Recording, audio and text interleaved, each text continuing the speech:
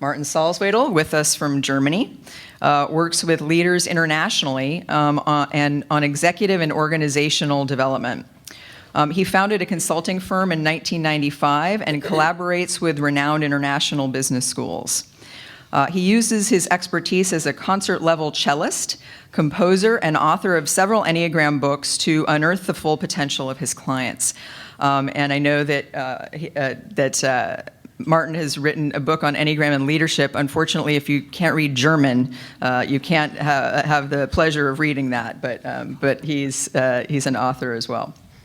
I'd like to ask each of you to talk a little bit, to give us sort of a brief introduction to how you use the Enneagram in businesses and how you see it being used today generally. So Martin, how do you use the Enneagram most in your work?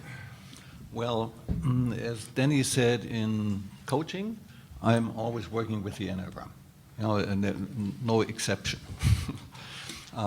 In seminars and trainings, I do a lot of executive trainings for the business schools.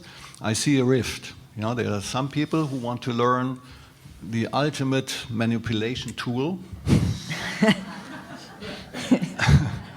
And then there are those who actually want to learn self-reflection and self-awareness. And I can tell from the very beginning, like you describing it, Ginger, some people, they come there and they talk about command and control. And then I have to explain to them, it does not work. It never has worked. It will never work because you have to name it correctly, and that's command and manipulate. Now that sounds different. And manipulation usually is done with money. You just pay people money so they do something that they wouldn't do otherwise. Pretty simple. And when I say this, I can tell in my audience, I have 10, 12 people, sometimes 14 in a seminar, who goes, yeah, and who goes, what? And there's a rift. People who want to learn something about themselves, they just drink it in, it's like, and they're totally excited about it. And others, the old chauvinists, they just want something else, and that's fine with me. I struggled for a long time to understand it's not about me, and to address it as honestly as I can. And in the companies that I work with the Enneagram, where I work with the Enneagram, it's the same thing. Some want to use it. One example, it's a software producing company, and they wanted to establish a networking organization within their organization.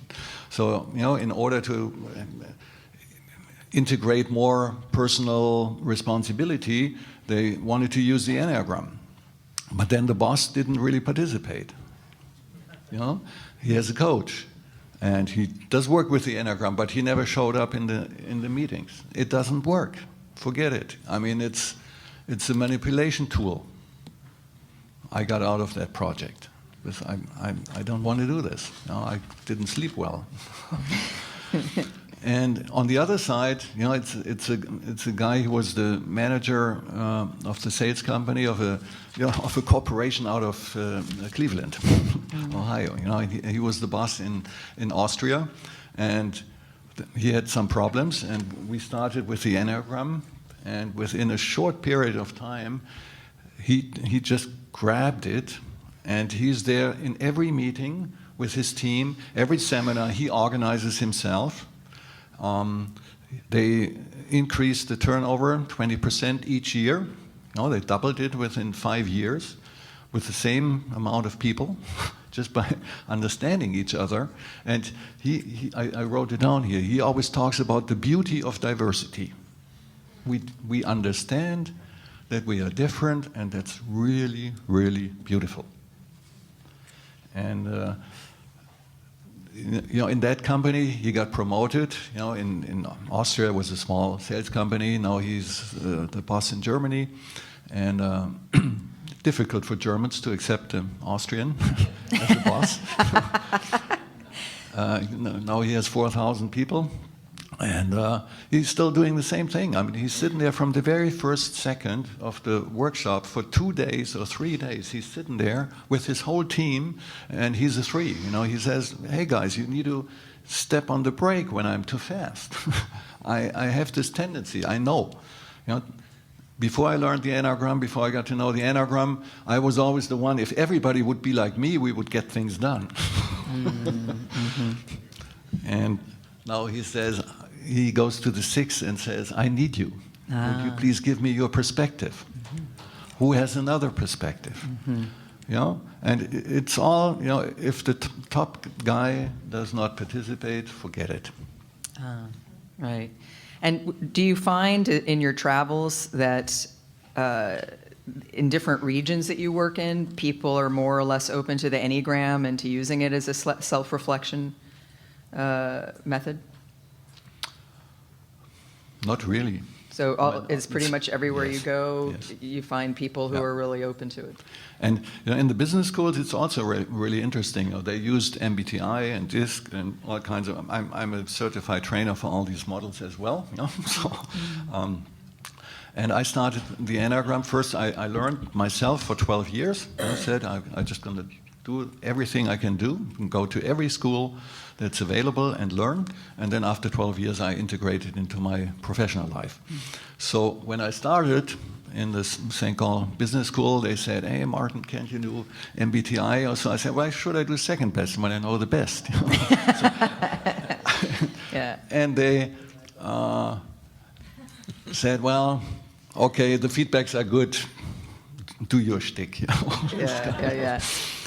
In the meantime, you know, I was just in Vancouver 3 weeks ago. I did a whole week. You know, it's a pulp mill. You know, there are 2 pulp mills in Germany and 1 in BC, and they do a leadership program, and they specifically ask for the guy with the Enneagram. Wow. That's how it has changed. Wow.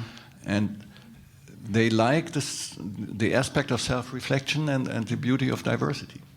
We are all different, and that's wonderful. And it's good news, yeah.